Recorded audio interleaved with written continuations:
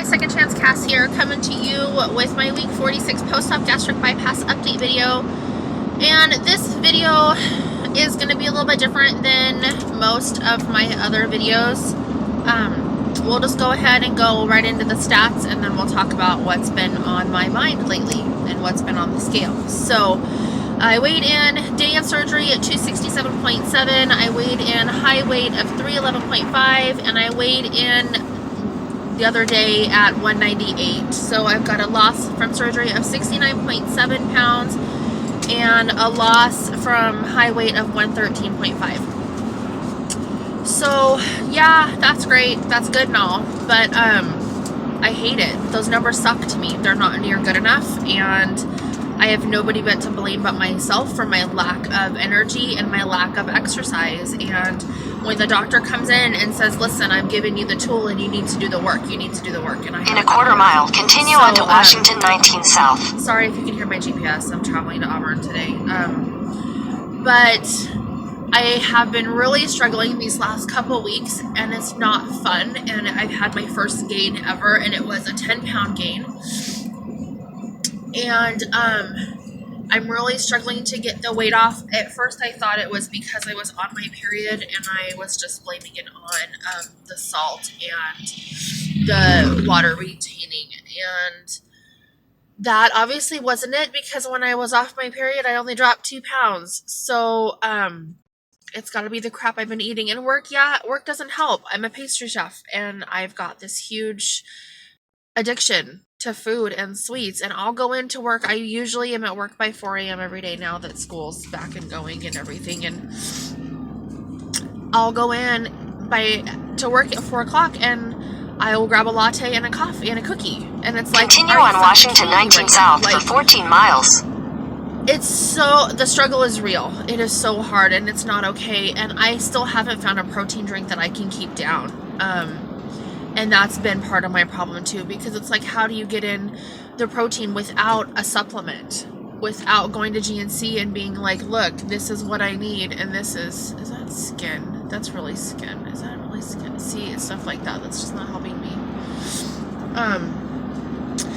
But so whey protein, I mean, I typically can do the vegan pea powder protein, okay. I can do that okay. Is it something that I can do every day, 2 times a day? Not a chance. No. It would make me sick. I would get sick.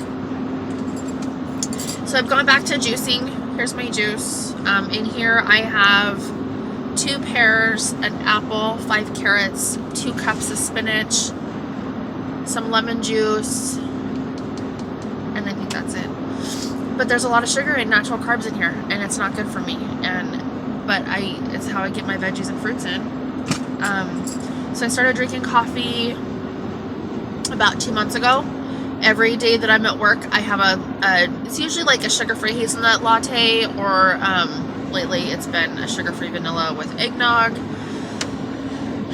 And then I look at beautiful people like Lauren Losing, who just had her plastics, and she is amazing. Like, I look at her and I'm like, oh my god, she's smoking hot. Like, she's so beautiful, and I want that. And it's like, do I go do anything about it? No, I don't. And this is where my doctor was telling me that the depression would start to kick in, and just this really struggling with self-image would happen just about a year out. And I'm just about a year out. I'm a couple weeks from a year out, and he was right. And she was right, and they were all right. And do I struggle with food still? Yeah. Does it make it really hard? Hell yeah, it does. It makes it really hard. Like, I'm going to meet my mom and my sister today for one of those like wine and canvas painting place, things. And their menu wasn't online. They didn't have a strong website, so I don't even really know. I like to look and see kind of in advance what my options are going to be. There's nothing online, so I just had some trail mix, which was high in fat, but it also was high in protein. So I just had some of that, and I have my juice, and I have my water. That's another thing too. Get your water in. Like, I have not been getting my water in, and I can tell the difference. My face feels bad. My skin feels oily. I feel fatigued. I feel gross. I don't feel as clean as I did right after surgery. I just, it's really hard. It's really hard. And it's really hard being a year out and just about a year out and not being where you wanted to be.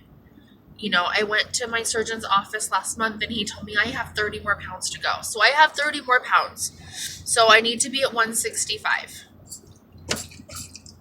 And I have 30 pounds to go, 38 pounds or 33 or whatever it is. So it's going to take a lot of work. You know, and they tell you when you're looking into the surgery that you have the first year, you have the most, your odds are better to lose all that you can your first year. And I've noticed it's getting harder. I've noticed I've slowed down a lot in my loss. Obviously, I mean, I had my first gain. But at the same point in time, I'm eating crap food and I'm not exercising. What did you think was going to happen? I mean, it is what it is.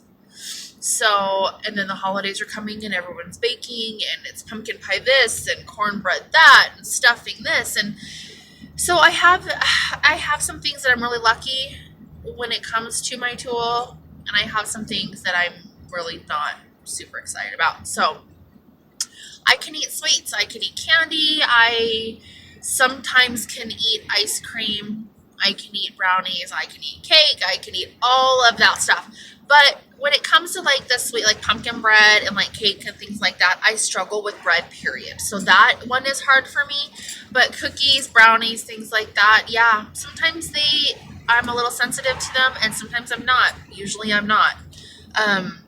But when it comes to like bread and tortillas, any kind of a wrap, spreads, a lot of spreads, any mayonnaise type thing, sauce is gross. I can't do any of that stuff. Cinnamon rolls, I can't do those. Bread, like turkey sandwich, I can't do the bread. I'll just roll the meat and cheese, which is good for me anyway. So, but I just wish that things were a little bit differently, and I'm really in a hard spot right now with this. So if you guys have anything positive to say, please say it. But if you have something not nice to say, keep it to yourself, because it's just not, this is not the time or the place that I need to be hearing that, those kind of comments. So,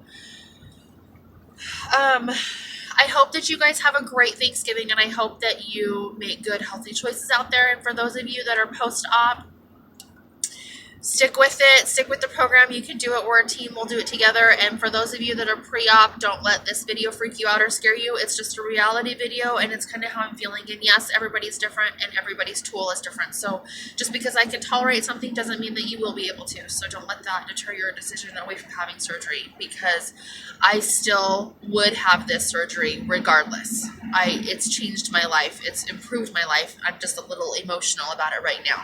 So, I hope you guys have a great Thanksgiving, and I will talk to you soon. Okay, bye.